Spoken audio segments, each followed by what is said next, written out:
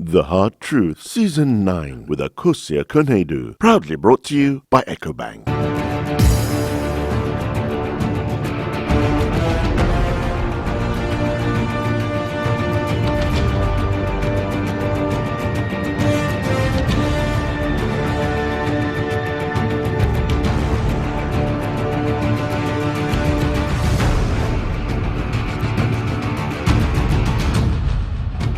With over 1,200 members, the Association of Ghana Industries is the leading voice of manufacturing industries and its related services in the country. But have the association really championed growth and industrial development in the country? And is our manufacturing sector robust enough to spearhead national development? Tonight, on The Hard Truth, I have Mr. James Asare Adjei, President of Association of Ghana Industries, to talk on these issues and more. This is the season finale of The Hard Truth, and it's proudly brought to you by EcoBank, the Pan-African Bank. My name is Nana Akosia Konedu. President of Adjei, Mr. James Asare Adjei is my guest. Welcome to The Hard Truth, sir. Thank you. You look so well. Thanks a lot. Looking very good. Thank you too. Now let's start with this. When you were elected, into the association, it was in November last year. Yeah. It was 2 years ago, 2013. Yes, You said you're going to provide dynamic leadership for industry growth and development through effective engagement with government in solving utility tariff hikes, cost of electricity, credits, excessive oil taxation, among others. It's been how many months or years now? Now, looking at the current challenges facing the industry with high utility tariffs and all, what do you think? Do you think you've upheld your promises so far? Thank you, Anna, and good evening. Actually, as you said, in November 2013, I was given the mandate to lead the Association of Ghana Industries. Now, that's the leading private sector voice in Ghana. And of course, as a private manufacturing voice in Ghana. Well, Adjei goes beyond manufacturing. And, Adjei is also just 1 year younger than Ghana.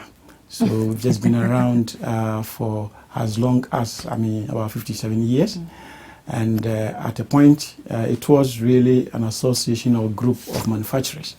But somewhere in 1981, there was a need to broaden the scope, to bring on board other service providers, because manufacturing would always go with other sectors of the economy. For example, you're talking about areas related to the financial institutions. You need marketing.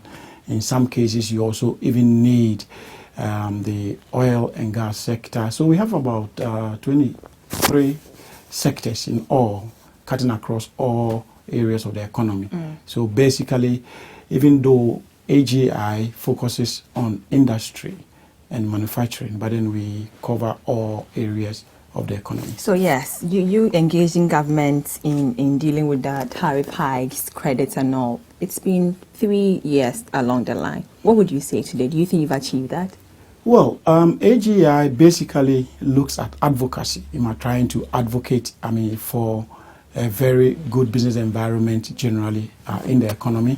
We're not only looking at tariff hikes or probably negotiating with government in bringing down electricity tariffs or water tariffs alone.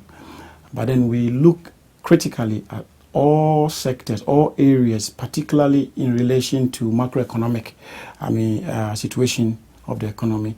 Well, we have really done well in the past 2 years.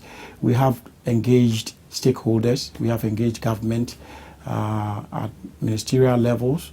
In some cases, we have also looked at other private sector entities, and we've worked with them just to make sure we would be able to bring that level of confidence in the economy. Yes, but I get that. But in as much as you try to engage, I'm taking your specific words. You talked specifically to reducing of credit hikes or utility hikes and all that. So let's look at this past issue of the agitation with Labour What was your say on that, sir?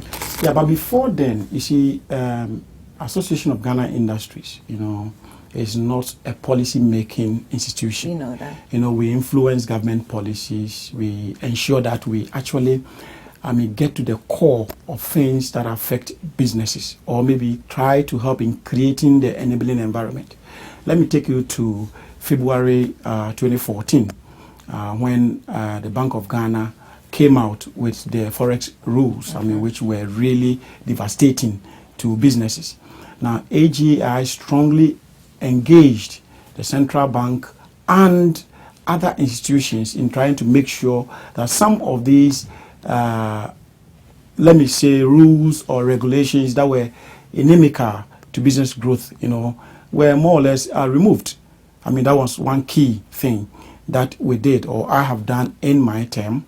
I have also looked at a situation where we have engaged government, particularly in respect of policy rates and also interest rate. So we're looking forward to further engagement with government to see some critical support for industry. Right, James, the formation of Industrial Development Bank to solely finance small and medium enterprises in the country, it's something that's been on your heart for a very long time. Absolutely. Yes, and in January 2014, you hope to achieve this within 12 calendar days. Now, how has it been for you? Have you done that, or there's been some delays in the process?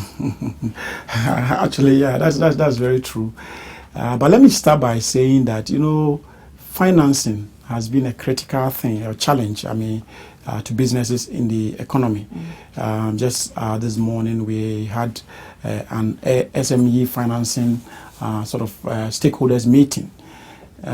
Over the period, what we have realized is that almost all banks, are doing commercial banking, and then they are giving credit which will not exceed 12 months, which means short-term credit. Right. And in this case, it is very difficult for you as a businessman, particularly in industry, to be able to use such short-term credit to expand your business or to retool. That was why AGI has taken up that bold initiative, and as you did indicate, in 2014, as part of my inauguration, I stated clearly that AGI is going to set up an industrial development bank. At the time, we had in mind, in clear terms, where we were going. Now, we've worked at it in the past 2 years, and it has been quite a success to some extent. As I speak with you, we are starting with an industrial development fund, and this fund particularly is looking at supporting SMEs, which invariably form between 60 and 70% of AGI's membership profile. So we've gone quite far, and we believe that. James, I know, but what of EDF? That's one of the funds for AGI. You could access funds like that. So why not making it conducive for everyone to access monies from EDF? Well, EDF in the past, has helped some manufacturers and some export-oriented companies. No doubt about that. We've gotten to a stage, in our country that EDF alone will not be enough, has not been able to meet all our needs, as businesses that would want to grow. Won't you also get to a point where we think your bank, the bank you want to set up, will be enough, and then we want to do something more? Well, you see, the bank AGI is aiming at, principally is looking at affordable credit. I stated earlier on is that one key challenge in the country is cost of capital. So if you have banks or if you have credit at interest rate of beyond 35%, it's a challenge. So AGI is trying to bridge that gap of high cost of credit and also the accessibility in terms of how long you can get that credit. EDF is a very good initiative, which to a large extent has helped businesses, especially those that are export oriented, with interest rate at about 2.5%.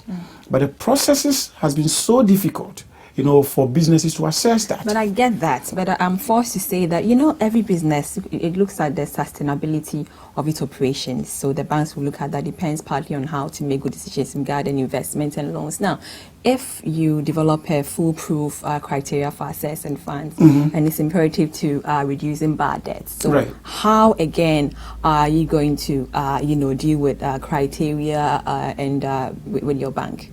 And these are the framework we're putting in place. Of course, that's why it's taking us that long. As I speak with you, we really made application to the central bank, waiting to But won't that be the same process? Well, we are looking at industrial bank, and that is different, totally different from commercial banking. In the past, we've had banks that were set up primarily to look at the industrial sector. For example, NIB. Agricultural Development Bank. These are all industrial or development banks. But how different will the criteria be for the industrial banking in Ghana be from yours, is what I want to ask you. How different will the criteria be from what you want to set up, sir? No, we are going to be different because, one, we are looking at affordable credit. If it's possible, we're looking at giving credit below 10%. Now, secondly, we're looking at medium to long-term credit for businesses, industries. It will be very difficult for industries to be able to grow, to be able to expand and take advantage of the huge market in the sub-region. The challenge has always been the cost of credit and the term. The term in terms of how long. You are going to reduce your interest rate, is what you're saying. In fact, that's the underlying factor. We'll be right back. Let's stay on. The Hard Truth, Season 9 with Akosua Konedu. Proudly brought to you by EcoBank.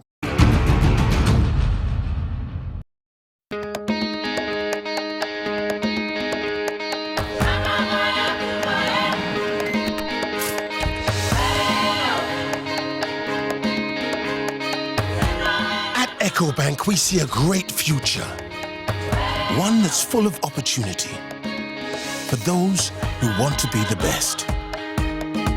With over 1,000 branches of a single bank across 33 African countries, it's a future where trade can flourish without boundaries. The future is breathtaking, with enormous cross-border investments helping business and government build new infrastructure, while individuals achieve their ambitions right across Africa.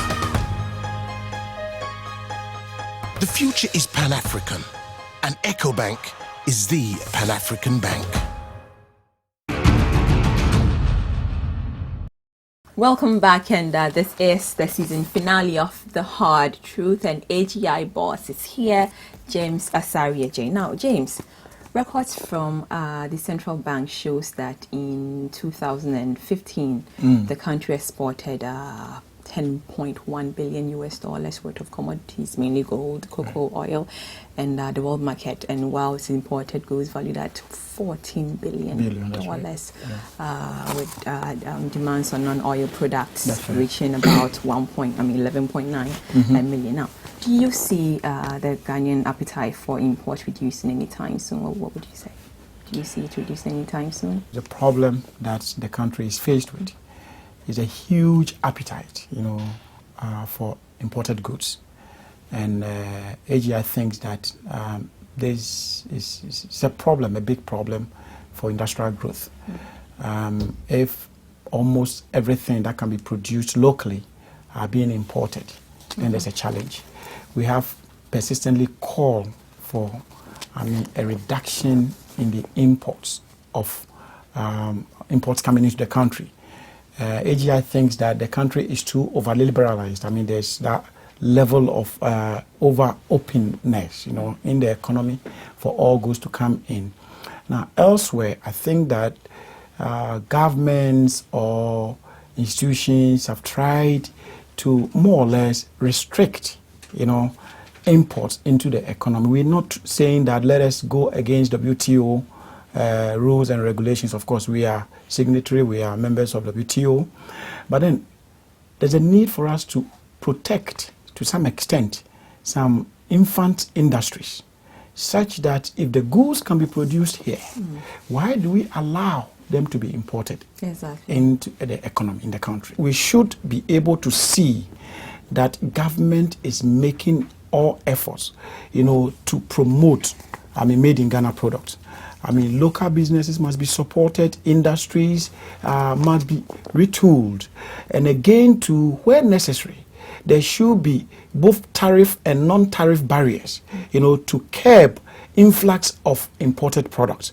Yeah, I know that, but James, you realize again that most of our exports are sent outside in their raw state. Yes. And with little or no value added. And, much has been said on this matter over the years. But the question is, what's AGI doing in this trajectory? AGI started strongly the Made in Ghana campaign, and then we had in-house committee that really came out, with a slogan of Buy Ghana, Build Ghana.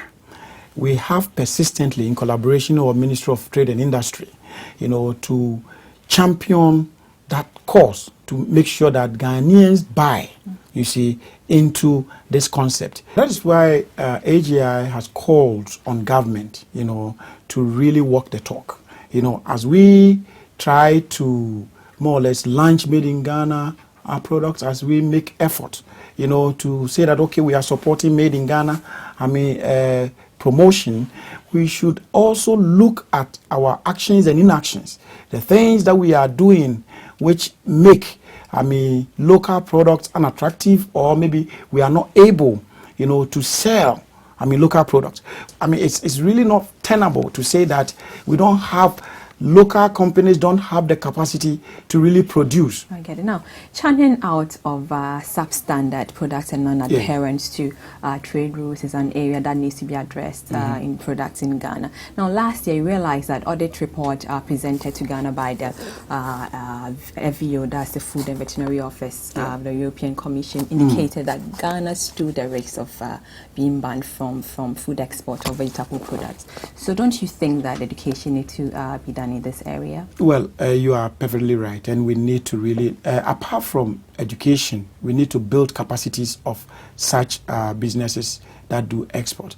We need technical assistance, we need skill transfer, technology transfer, of course, even access to market. We should also look not only at the European market or very advanced market, we should also look at some markets which are not too sophisticated to start with as we build our capacities. But I agree with you that we should be able to put some level of regulation in place, so that we can be able to check, some of these products that are going out there.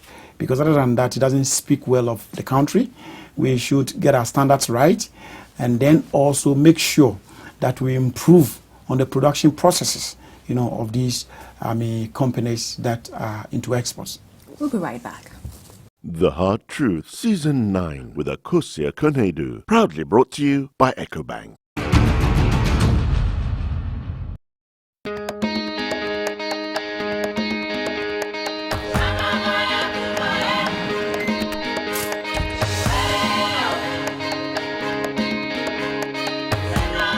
EcoBank, we see a great future, one that's full of opportunity for those who want to be the best. With over 1,000 branches of a single bank across 33 African countries, it's a future where trade can flourish without boundaries. The future is breathtaking, with enormous cross-border investments helping business and government build new infrastructure, while individuals achieve their ambitions right across Africa. The future is Pan-African, and EcoBank is the Pan-African bank. You're watching The Hard Truth, and we are proudly brought to you by EcoBank, the Pan-African Bank, and James Asare, Adjei, boss, AGI, is here. Now, James, your association, it has availed itself to the presidency as a committed organization capable of putting in place a credible roadmap that will help actualize President Mohammed's Made in Ghana. We said that before. Now, but with the highest bodies in the nation, I said, like the legislature and then judiciary opting for to buy furnitures outside. Now, do you see the campaign getting the necessary commitment in terms of deeds and not words? Well, I think with the president's commitment, I mean, of course, you remember, I think about 2-3 months ago, the president himself, His Excellency, launched the Made in Ghana campaign, and with Ministry of Trade and Industry, I mean, led by Dr. Spugabra himself, I mean, really championing the cause of the Made in Ghana campaign. AGI support and, of course, other stakeholders. I know that we're going to see some increase in the patronage of local products. We need to create awareness. We need to show commitment. We need to demonstrate patriotism, as citizens of the country. I said earlier on that if we understand that any product we buy locally, we are helping to build local industries. We are actually helping to expand, businesses in the country, thereby creating job for our younger ones, our brothers and sisters who have just left school. Then we'll be spurred on to really make sure that if there are products that we can get locally, we should not buy the imported one. So it is very necessary, and we believe that the Made in Ghana campaign will be very successful, but it demands total commitment of the citizenry of the country. You realize that members of the local cement manufacturing right. together, we install capacities of about 7.4 million tons per annum, whereas the current consumption is only about 5 million tons per annum, leaving a surplus capacity of more than 2 million tons. Now, the question is that what seems to be wrong to have your outfit engage with the government on rectifying the situation? Well, let me say that we have been really supporting. Of course, AGI has a sector dedicated for metal building and construction, of which the cement companies fall under. And in the past, let me say 6 months to 1 year, we have been supporting especially local manufacturers, of cement, in situations where they were facing stiff competition from imports, such that we have really gotten, especially the institution that is responsible for tariff reviews, to look at imported products and even the pricing. But then we have been trying, to look at those underhand dealings, that would affect local businesses.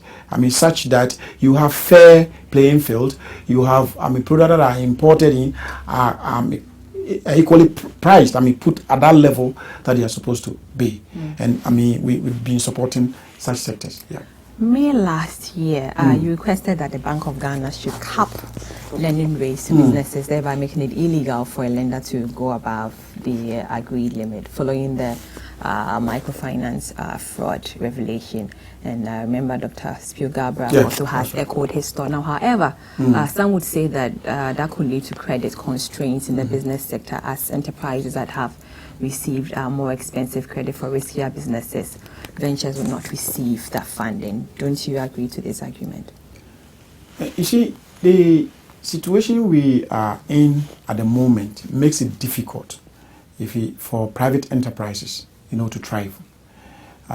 It looks like in the sub-region, Ghana seems to be standing out when it comes to interest rates. Charging not only interest rate, but a lot of macroeconomic indicators. We're talking about interest rates, we're talking about policy rate, we're talking about even treasury bill rates. You go to other countries in the sub-region, these figures are far lower.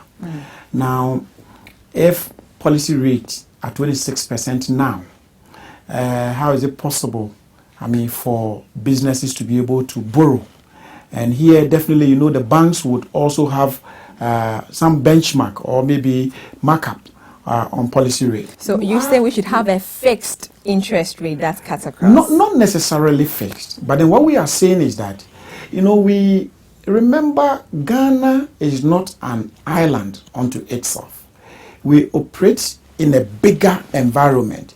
For example, if we look at the sub-regional market, if you competing with economies or countries that could give interest rate at 8%, or let's say you could have even a treasury bill rate, far lower than what we are giving now, how are you going to be competitive? You see, now, secondly, because treasury bill rates are a lot higher, now banks find it a lot more easier, to put monies there. So loanable funds, which are supposed to go to, the private sector, for private sector to retool, to expand, to increase productivity, banks will comfortably lend that to government. Now, what is happening here is that you see that actually government itself is competing with the private sector in the domestic money market. So it makes cost of credit very high. So what AGI, in support of the Ministry of Trade, saying is that there's a need for us to get to a point where we say that, okay, now policy rate cannot go beyond this mark or this percentage. Now, if we set a policy rate, then you as a commercial bank, or maybe any bank for that matter, should not be able to put more than this spread. If it's 4% spread above policy rate, then seriously, that becomes a ceiling within a specified period of time. Now, you realize elections are just around the corner. Yeah, that's right. 7th of November. We've been battling with big parties, NDC, MPP, and then there's another school of thought that said, why not try these new parties like CPP and the other part, PPP? What's your take on that? Well, you see, the business community, the private sector, what we're looking forward to, what we are very much interested in is macroeconomic stability and predictability, that we should be able to predict, in 6 months, in 1 year, in 2 years. So we are non-partisan. We are absolutely business people. You are not, but you as an individual, what would you, looking at the current situation in the country, yes, as an individual, what would you say? Do you think that I or you need change? You need some fresh phase or something to any government that comes to power that can see business grow, that will create that enabling environment, for businesses to thrive, for more or less private sector to grow, for us to be able to get our industrial policy well implemented, the private sector development strategies, they all being implemented fully. AGI is in full support of that government. James, thank you so much for talking to the hard truth. So James, Asare Adjei, my namesake, but I'm Asare Fned. I'm sure you should be Asare Fned too. AGI boss, and thank you so much, sir, for coming on the show. And this being the season finale of the show, we want to say a very big thank you to EcoBank, our sponsor. Thank you so much. We hope you continue to sponsor the show. And thank you to Absolute Fashions for lovely outfit and hair. And thank you to Reflex Images, Paul and Yoku. We are grateful to you. And to our cherished viewers out there for watching every Friday evening. Thank you so much. We'll come your way next season with a very interesting and packed interviews for you. My name is Nana Akosia Kunedu. Have a wonderful evening. Bye.